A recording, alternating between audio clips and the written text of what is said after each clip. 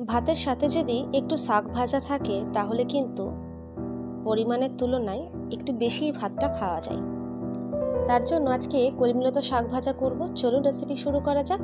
কড়াইয়ে সর্ষের তেল গরম করে কিছু কালো সর্ষে আর শুকনো লঙ্কা ফোড়ন দিয়ে ফোড়নটা ভালো করে ভেজে নিয়েছি।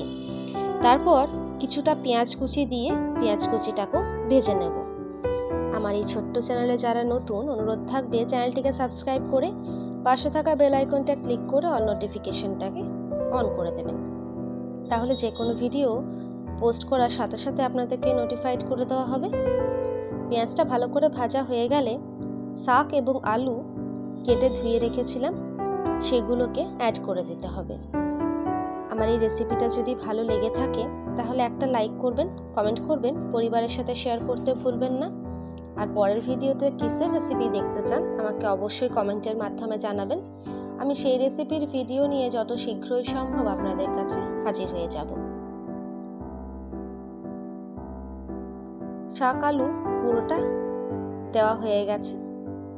এরপর আমাদেরকে পেঁয়াজটা বা তেলটার সাথে ভালো করে নেড়েচেড়ে নিয়ে মিক্স করে নিতে হবে শাক আলুটাকে।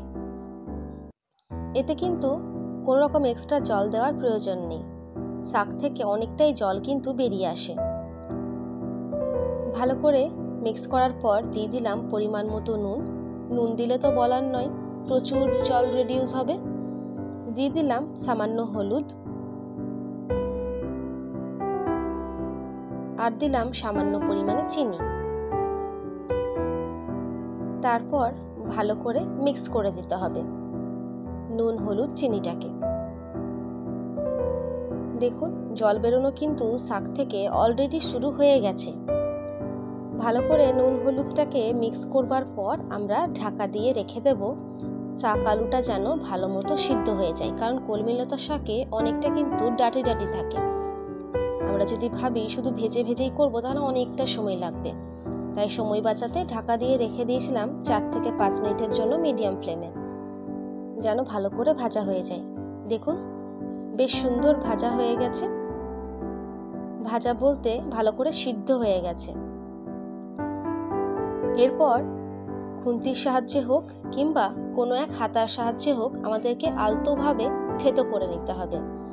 আলুগুলো যখন একটু মাখো মাখো হবে তাহলেই শাকটার মধ্যে চিট ভাব আসবে এবং ভাতের সাথে খেতে কিন্তু খুব ভালো লাগবে। তাই এইভাবে আমাদেরকে থেতো করে নিতে হবে। চলুন দেখা হচ্ছে পরের ভিডিওতে নতুন রেসিপির সাথে। সুস্থ থাকবেন, ভালো থাকবেন, সাবধানে থাকবেন। আর এইভাবে একবার রান্না করে দেখবেন কেমন হয়েছে আমাকে জানাতে ভুলবেন না গরম গরম ভাতের সাথে খেতে। ধন্যবাদ।